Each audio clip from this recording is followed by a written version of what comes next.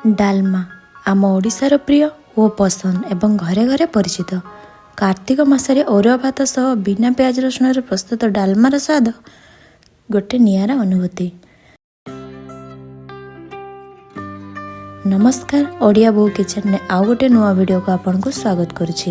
ଚାଲନ୍ତୁ ବନେଇବା ବିନା ପିଆଜ ରସୁଣରେ ପ୍ରସ୍ତୁତ ଡାଲମା। ଭିଡ଼ିଓଟିକୁ ଶେଷ ପର୍ଯ୍ୟନ୍ତ ନିଶ୍ଚିତ ଭାବରେ ଦେଖିବେ।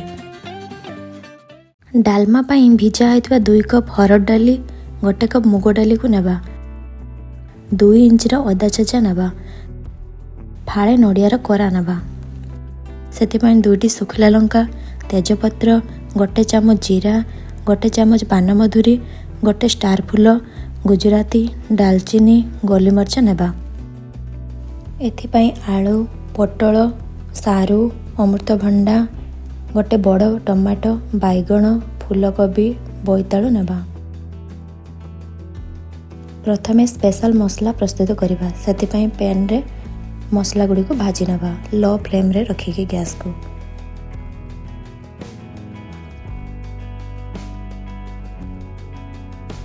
ଏହାକୁ 1 ମିନିଟ୍ ପର୍ଯ୍ୟନ୍ତ ଆମେ ଭାଜି ନେବା।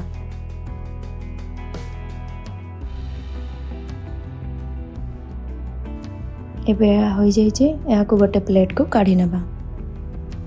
ଥଣ୍ଡା ହେବା ପରେ ଗ୍ରାଇଣ୍ଡ କରିଦେବା। ପ୍ରଥମେ ପାଣି ଦେବା,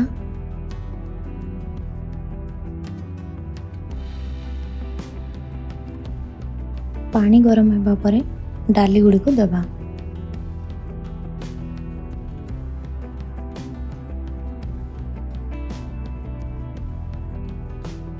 ବର୍ତ୍ତମାନ ପରିବା ସବୁକୁ ଦେବା।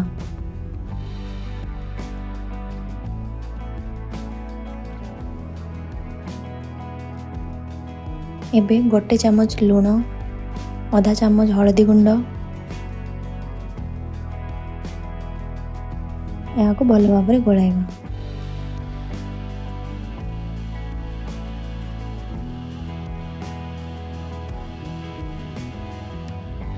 ବର୍ତ୍ତମାନ ଅଦା ଛେଚାକୁ ଦେବା।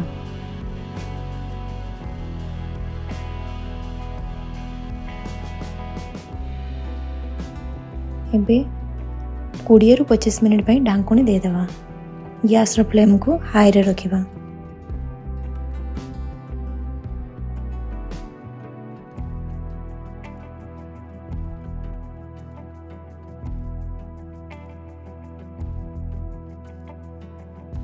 ବର୍ତ୍ତମାନ ଆମର ପରିବା ଗୁଡ଼ିକ ସିଝି ଆସିଲାଣି, ଡାଲି ଗୁଡ଼ିକ ବି ସିଝି ଆସିଲାଣି। ଡାଲମାରେ ବେଶୀ ଡାଲି ଗୁଡ଼ିକ ସିଝେଇବାନି। ଏବେ ରଖିଥିବା ନଡ଼ିଆ କୋରାକୁ ପକାଇଦେବା।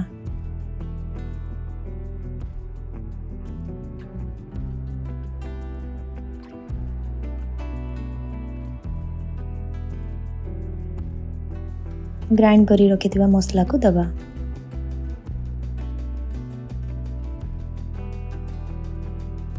ଏହାକୁ ଭଲ ଭାବରେ ଗୋଳାଇବା, ଯେମିତି ମସଲା ଗୁଡ଼ିକ ଭଲ ଭାବରେ ମିଶିଯିବ।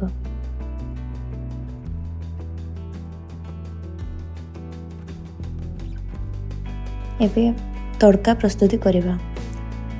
ପ୍ରଥମେ ତେଲ ଦେବା। ତେଲ ଗରମ ହେବା ପରେ 2ଟି ଶୁଖିଲା ଲଙ୍କା, 5 ଫୁଟଣ 1 ଚାମଚ,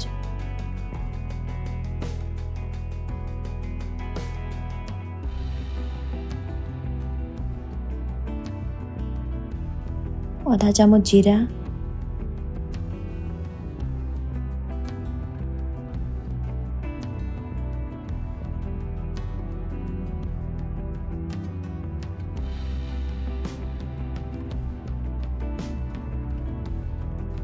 ଏବେ ଡାଲମାରେ ସେହି ଛୁଙ୍କକୁ ଆମେ ଦେଇଦେବା।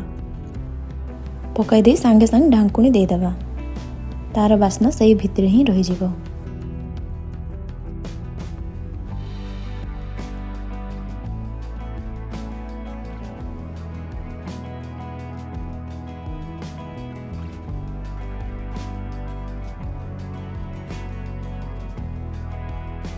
ଦେଖନ୍ତୁ, ଏବେ ଆମର ପ୍ରସ୍ତୁତ ହୋଇଗଲାଣି କାର୍ତ୍ତିକ ମାସ ସ୍ପେଶାଲ ଡାଲମା। ଏହାକୁ ଆପଣ ଅରୁଆ ଭାତ ସହିତ ଖାଇଲେ ବହୁତ ସ୍ୱାଦ ଲାଗିଥାଏ।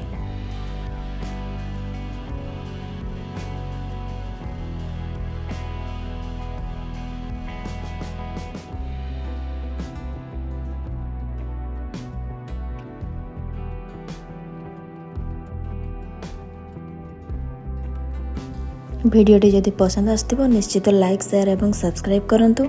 घरे बनाई निजे खातु एवं अन्य मान को खुआंतु एवं कमेंट करी निश्चित भावे जणाइबे।